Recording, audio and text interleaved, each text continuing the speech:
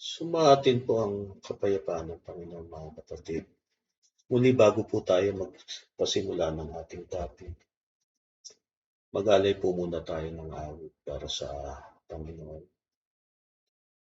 Humiling po tayo ng ating mga pangangailangan at humingi na rin po tayo ng tawad sa ating mga pagkakasala. Isabay na po natin ito sa awit na alay po natin sa ating Ama.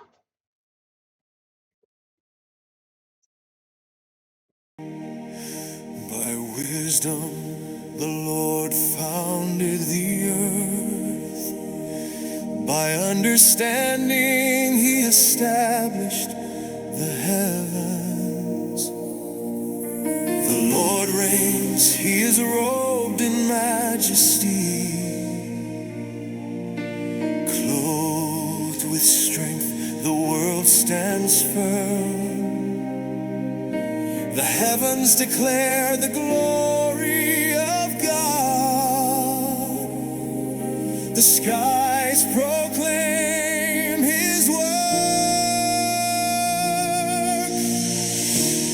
Holy, holy, holy is the Lord God Almighty, who was and is to come. Holy, holy, holy, holy, all creation bows before Thee. Forever You are Lord of all.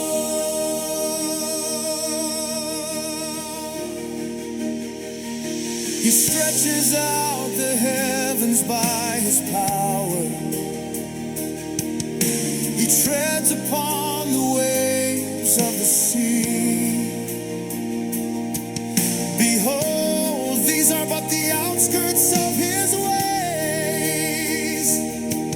How faint the whisper we hear of Him. Forever we will sing, worthy is the King.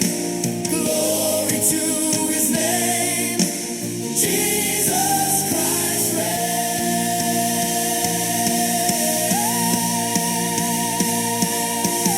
Holy, holy, holy, holy is the Lord God Almighty, who was and is to come. Holy, holy, holy, holy, all creation bows before Thee. Forever You are Lord of all. Holy, holy, holy, holy is the Lord God Almighty, who was and is to come.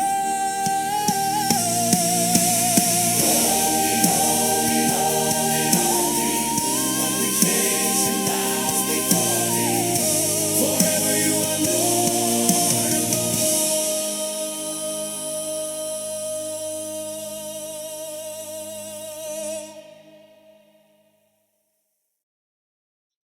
Okay, salamat po sa Diyos, mga kapatid.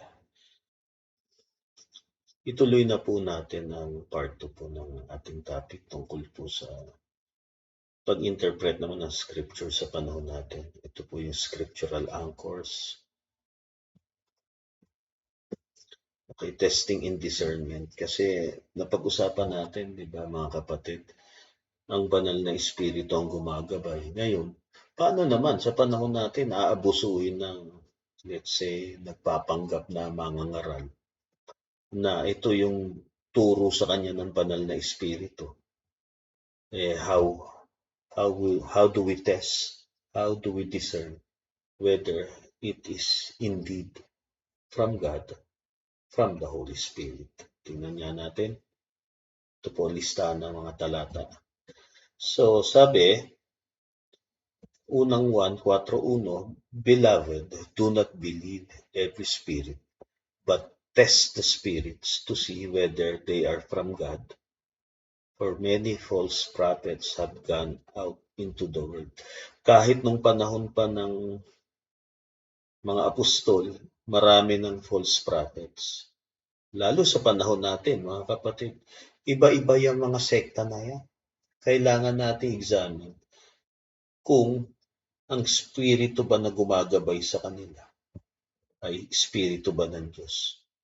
Kung ang kanila bang pinapangaral ay galing sa espiritu ng Diyos o sa banal na espiritu o galing lamang na sa katang-isip nila or sa pamimilipit nila to exploit their members. Mamaya makikita po natin.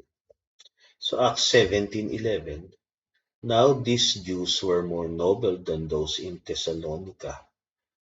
They received the word with all eagerness, examining the scriptures daily to see if these things were so. Ayan. So binabasa nila yung scriptures. Sila mismo, kahit napangaralan sila, binabasa nila yung scriptures. Well, pertaining ito sa Old Testament. Nung panahon na yan. So ngayon, sa panahon natin, wag lang Old Testament, pati New Testament, basahin din po natin.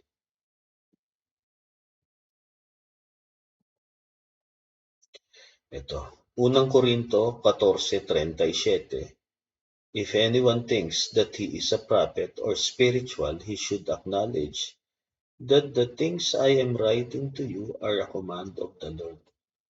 Ang nagsasalita dito ang Apostol Pablo. So ang sinusulat nila galing sa Panginoon.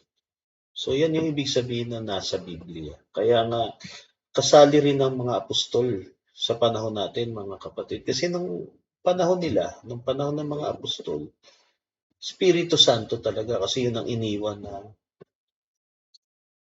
ng Panginoong Kristo. Sa panahon natin, andyan pa rin ang Espiritu Santo. Pero wag nating kakalimutan, binigyan din ng authority ang mga apostol para magsulat, para mangaral. At upang maipangaral nila hanggang sa panahon natin, isinulat yan. Hindi pwedeng sabihin yung argument ng isang sekta. Hindi naman nangaral ang mga apostol noon, dala-dala Biblia. Oral daw ang pangangaral. Totoo noon. Ngayon, sige, paano mangangaral sa iyo ang apostol? Patay na sila. Diyan napapasok ang sulat. Sulat ng mga apostol, Biblia. Baluktot na katwiran niya na wala namang Biblia noon. Natural, noon yun Iba ngayon. Ibig sabihin, babaliwalain mo Biblia. Ipagpipilitan mo yung apostolic succession, apostolic tradition na inimbento nyo. Ito ang nakasulat, 14:37 ng unang Korinto. Yan ang scriptural anchor natin. At saka yung unang 1:1 hanggang 4. Tuloy na po natin mga kapatid. Ito, unang 1:1-4. That which was from the beginning, which we have heard, which we have seen with our eyes, which we look upon and have touched with our hands concerning the word of life. The life was made manifest, and we have seen it and testified to it and proclaimed to you the eternal life which was with the Father and was made manifest to us, and which we have seen and heard we proclaim also to you, so that you too may have fellowship with us, and indeed our fellowship is with the Father and with His Son, Jesus Christ. And we are writing these things so that our joy may be complete. So isinulat nila. Hindi pwedeng sabihin, salita lang, hindi naman Biblia pangangaral na. Para bang ang ilalabas, gusto nila, kasi kami ang ipipilit nila, ite-trace nila ang roots nila kay Apostle Peter, yung tinatawag nila the first pope. Tapos apostolic succession. May mahirap yan. Walang written. Paano? Nag-imbento nga kayo yung 8th century. Inimbento nyo yung mga dulya, hyperdulia. Saka yung latria. Yung icon veneration, invento nyo lang yan Anyway, nagkaroon kasi ako ng debate yan. Nasigurado ko yan. Nangako kasi sa akin yung kadebate ko noon, mapapaliwanag niya raw. Tinatanong ko siya, mapapaliwanag daw yan during debate. Nung nag-debate naman, kinross-examine ko, wala naman siya maipaliwanag na ano, na matino. Basta sa kanya, titibagin mo ba yung mga church fathers? Yun lang ang ano niya, appeal to authority lang. Hindi niya naipaliwanag. So, yun, innovation yun. 8th century lang nila inimbento yun. Yung bagay na yun. So, hindi ko na siguro kailangan tingnan yung buong dogma o doktrina nila. Doon pa lang, basag na basag na. At dito, makikita po natin mga kapatid, mahalaga talaga ang Biblia. Tingnan niyo yan Hindi pwedeng i-claim, ay sabi ng banal na Espiritu sa amin. Kasi guided kami ng Espiritu Santo. Actually, may apostolic succession kami. Paano kung labag ka sa aral ni Apostol Pablo? 14:37 ng unang Korinto. Yan ang basihan. Yan, no? If anyone thinks that he is a prophet or spiritual, yan ang sukatan natin. I-test mo sa Bible kung nandun. Kung wala, nako, wala yan. Tuloy natin. Ito na yung sinasabi ko sa inyo ng last meeting kung bakit ang banal na espiritu gagabayan pa rin ang nananampalataya sa panahon natin. Tingnan niyo. Eh ang ang pangako ang pangako na pagbibigay ng banal na espiritu exclusive to the 11. Paano tayo nakasali? Tingnan natin. Ito ang magkokonekta niyan. Saka yung unang 1 hanggang 4, ito magkokonekta rin. Tingnan mo ang panalangin ng Panginoong Kristo. Sanctify them in the truth, your word is truth, and you sent me into the world, so I have sent them into the world. And for their sake I consecrate myself, that they also may be sanctified in truth. I do not ask for this only, but also for those who believe in me through their word, that they may also be one, just as you, Father, are in me, and I in you, that they also may be in us, so that the world may believe that you have sent me. Ayan, tingnan niyo yung sa versikulo 20, ulitin ko. I do not ask for this only, but also for those who believe in me through their word. Yan. Tulad ng sabi ko sa inyo, kulang pa rin itong talata na to, no? So, i-connect mo yung isinusulat yung unang 1, hanggang 4. Kasi hindi na natin maririnig ang salita ng apostol. Kung yung ipagpipilitan ng sekta na yon na wala namang Biblia, yung salita-salita lang. Kung walang Biblia, hindi mag-a-apply din sa inyo ito kasi itong 17:20 ng 1, ang panalangin ng Panginoon sa mga makikinig. Hindi naman natin napakinggan ng mga apostol. Hindi ka pasok dito. Paano ka papasok dyan? Iko-connecta mo yung unang 1 hanggang 4, lalo yung versikulo 4, and we are writing these things so that our joy may be complete. Alam niyo ba nananatiling buhay ang mga apostol sa pamamagitan ng sulat nila? Kaya nga, may katuparan yung Mateo 28:18 hanggang 20 or yung 20, and I will be with you to the very end of the age. Ayan, sa pamamagitan ng pagsusulat nila. Kung ipagpipilitan niya na oral lang, wala na, hindi naman Biblia dala-dala ng mga apostol, hindi ka kasali sa sa gagabayan ng Espiritu Santo. Ako nakakahiya. Sa salita mo na rin, hindi ginagabayan ng Espiritu Santo ang pinaniniwalaan mong samahan.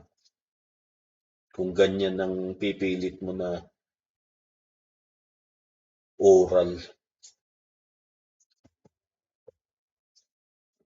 Ito pa mga kapatid. Mateo 7:15. Beware of false prophets who come to you in sheep's clothing but inwardly are ravenous wolves. Nagdadamit tupa pero mga lobo. Next na natin. May ganun eh. Pag nakita mo, kabait-bait ng itsura. Kaya minsan nakakaduda yung ganyan, no? Yung sobrang linis. Mukhang tupa. Yung pala lobo. Pero ano lang yan. Panglabas. Tingnan pa natin yung ibang talata. Mateo 24. Ito yung mga bersikulo, 4 hanggang 5, 11, 24. And Jesus answered them, see that no one leads you astray, for many will come in my name, saying, I am the Christ, and they will lead many astray. So pwede mo ring i-take ito figuratively kasi actually literally meron din nag-aangkin sila ang Kristo. Pero meron din mga propeta sasabihin, hindi sa ano kami sa Panginoon kami. So mangangaral sila, sa Panginoon daw sila. Pero ang totoo, nanliligaw sila. Maraming ganyan, lalo na sa panahon natin. Hindi ibig sabihin sinasabi nila, sa Panginoon kami. Ay tingnan nyo kung paano ang pangaral nila, kung nakasulat ba sa Biblia. Lalo na, inaangkan nila, amin ang Biblia. Paano naging inyo Biblia? Mas bilib kayo, mas pinaniniwalaan yung sinusulat ng Church Fathers kahit mataliwas na sa Biblia. Tinatawag ng Church Fathers. O versikulo 11, and many false prophets will arise and lead many astray. Ayan, marami. Maraming maililigaw. Yan ang nakakalungkot na realidad. Sinabi na yan ng Panginoong Kristo, kaya tayo, huwag tayong magdaramdam. Naloko ko ng kulto. Marami talaga. Matsatsambahan tayo. Ako, tatsambahan nga ako 2 beses. Yung una, wala akong kinalaman to kasi bata pa ako nun. Iniwan ko yun, high school pa lang ako. Mula nung nag-third year high school ako kasi na medyo lumalim na yung pagkaunawa ko sa Philippine history. Iniwan ko na yung reliyon na yun. Yun ang nagpapatay sa mga bayani. Yung reliyon na yun, ba't pa ako mag-stay doon? Tapos nung nag-college naman ako, ayun, nakulto naman ako. Classified as evangelical yung grupo na yun. Tapos itong medyo may edad na ako, naloko na naman ako. Pero saglit lang, ilang buwan lang, na-detect ko kasi matanda na ako nun. Kita ako. So, ganun talaga, matsatsambahan ka talaga. Sa dami nila, mga kapatid, mahirap masumpungan ng sa totoo. Ako nga ngayon, mga kapatid, sa totoo, wala pa akong nakikita. Pero okay lang naman. Ang mahalaga, nananampalataya tayo sa Biblia. Maramdaman mo ang Diyos sa buhay mo. Ano pang hinahanap mo na samahan? Ako, sabi kasi ang church, assembly yan ng mga nananampalataya. May mga kakilala naman ako nananampalataya. Recently, mayroon nakapagbuo rin kami ng fellowship sa amin. It's a young fellowship. So, yun na yung mga kapatid. Kayo rin mga kapatid. Ba't pa kayo lalayo? Sa inyong pamilya, sa inyong mga kaibigan, katrabaho. Pwede kayong magbuo ng fellowship mga kapatid. At dito sana makatulong ang BTCS para mag-guide kayo sa mga lessons nyo. Pwede nyong gamitin ito mga kapatid. Kaya nga, pinapaiksi na natin ngayon ng mga lessons para absorbable in one sitting. Okay, tuloy na natin mga kapatid. Versikulo 24, for false Christ and false prophets will arise and perform great signs and wonders so as to lead astray, if possible, even the elect. Ayan, marami yan. May mga tanda. Saka na natin i-discuss to ng malalim pag revelation na itong usapan na ito. May mga tanda yan. May isang tanda nga may rebulto nagsasalita. Nakakapagpababa ng apoy. Kung yung rebulto nga na hindi gumagalaw, dami sumasamba. Eh di lalo na pag nakapagsalita yun, saka nakapagpapaba ng apoy. Ikalawang Korinto 11:13 hanggang 14. Ito na. Nakikita nyo, for such men are false prophets, deceitful workmen disguising themselves as apostles of Christ. And no wonder, for even Satan disguises himself as an angel of light. Yung mga false prophets yan, nagkukunyari yan.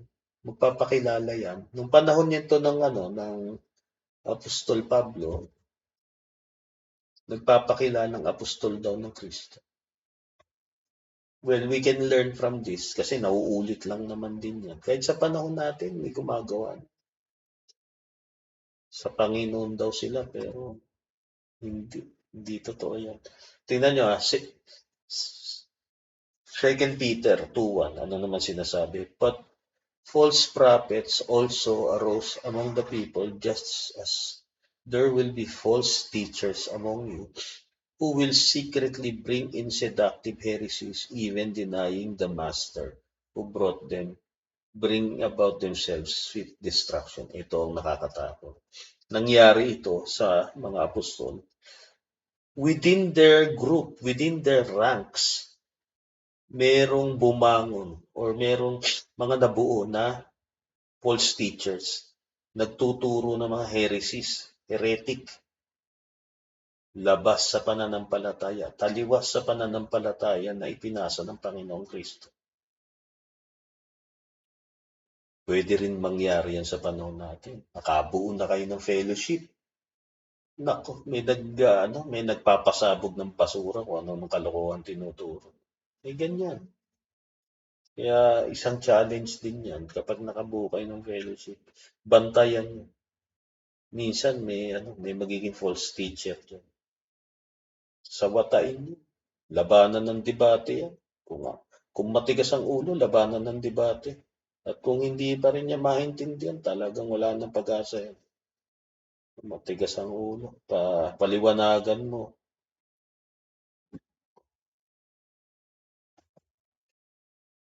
Tuloy na po natin. Unang Timoteo 4:1. Now the Spirit expressly says that in the latter times some will depart from the faith by devoting themselves to deceitful spirits and teachings of demons. Ayan, darating ang panahon daw. Actually, lalo sa panahon natin, mapanlin lang na espiritu at mapanlin lang katulad niya, no? Pagpipilitan, hindi naman yan idolatry. Ano naman yan? Icon veneration. Turo ng demonyo yan. Kasi nga, idolatry yan eh.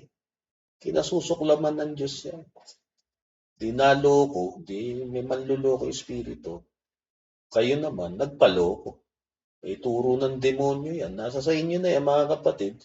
Kasi ako, napatunayan ko na yan. Nagdebate kami. Pinakita ko, hindi yan turo ng Diyos. Hindi turo ng Kristo. Hindi turo ng mga apostol. Wala ring practice ang mga apostol na ganyan. Lumabas sa bibig ng kadebate. Ba't niyo susundin niyo? Yan, unang Timoteo 4:1. Mag-iingat kayo mga kapatid sa mga ganyan. May mga mapanlin lang na espiritu. Hindi espiritu ng Diyos yan. So how we know it's from God? So ayan na, agreement with Scripture, yung unang Korinto 4:37. Ayan. Ayan yung mga talata. So fruit of the Spirit, basahin natin mamaya yan. Tapos yan, confession of Christ's Lordship, peace and assurance. Sige, basahin na natin mga talata. Dito natin makikita kung galing sa Diyos o galing sa Espiritu Santo. Sabi sa Galatia 5:22 hanggang 23. But the fruit of the Spirit is love, joy, peace, patience, kindness, goodness, faithfulness, gentleness, self-control. Against such things there is no law. So makikita nyo, may kindness ba? Diba? May love ba? May peace. Kasi may isang sekta, nagkakanta hirap-hirap na mga members. Ang ginagawa pa, ipinanawagan pa mga kapatid, pandemic na, mga kapatid, tangkilikin po natin yung kapihan. Kasi dapat kasunduan ng mga kapatid, suportahan nyo para hindi magsarado. Pandemic na nun mga kapatid, may mga kapatid na naghihirap, nagugutom. Di ipasara na yung kapihan kasi mas mahalaga ang pagkain kaysa sa kape. Inuna niya pa yung negosyo niya para sa kakainin ng mga kapatid na naghihirap. Nakakakilabo talaga. May pagmamahal ba sa ganun? Sasabihin pa kasi may nakikinabang ng mga kapatid. Ewan ko. So isang example yan, may pagmamahalan ba? May peace ba? Ayan. Kailangan talaga may kapayapaan sa samahan. Ayan, kindness, kabaitan, self-control. Nakikita naman yun. Nagpipigil ka ba? Hindi yung kung ano lang maibigan mo gawin. O ito sa unang 1:4-2 hanggang 3. Ayan, every spirit that confesses that Jesus Christ has come in the flesh is from God. Ayan. Kasi may problema noon eh. May chismis na kumakalat ang Panginoon daw, hindi nagkatawang tao. Ayan. This is the spirit of the Antichrist which you heard was coming and is now in the world already. Okay, ito naman. Therefore, I want you to understand that no one speaking in the Spirit of God ever says Jesus is accursed, and no one can say Jesus is Lord except in the Holy Spirit. Ayan, Jesus is Lord. Ayan. Isang ano yan. Pero isa lang yan kasi meron naggaganyan. Kasi nulungalingan din, meron pa rin eh.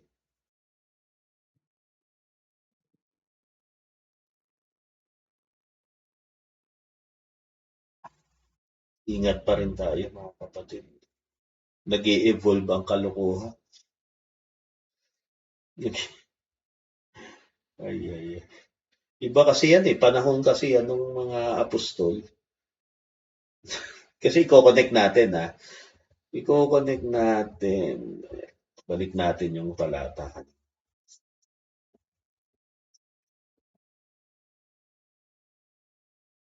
Ay, teka, nalagpasan ko.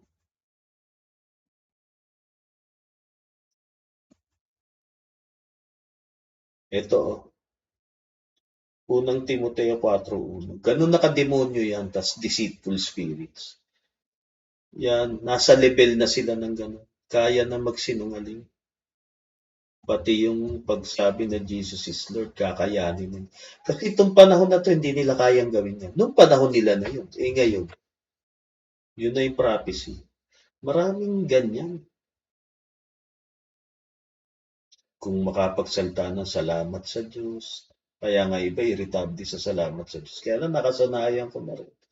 Kasi totoo naman nagpapasalamat ako sa Diyos. Hindi naman tayo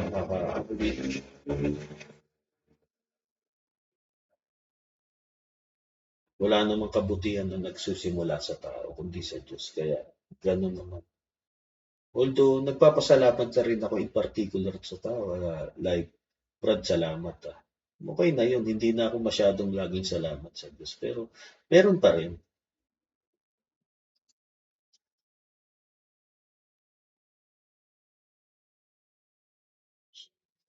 So, tuloy na tayo. Pilipos 4:6-7.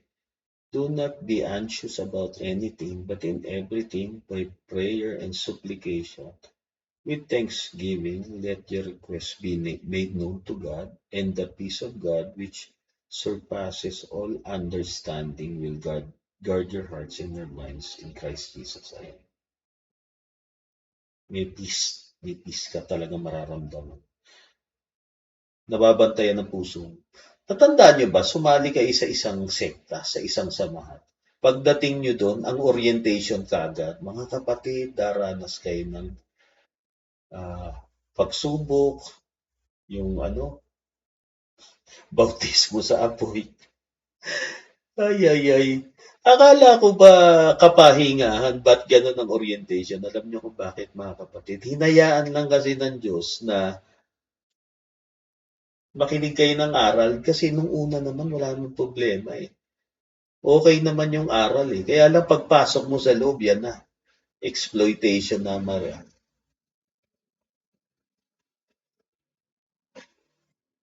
Isasalpak na nila yung mga exploitation, mga kapatid.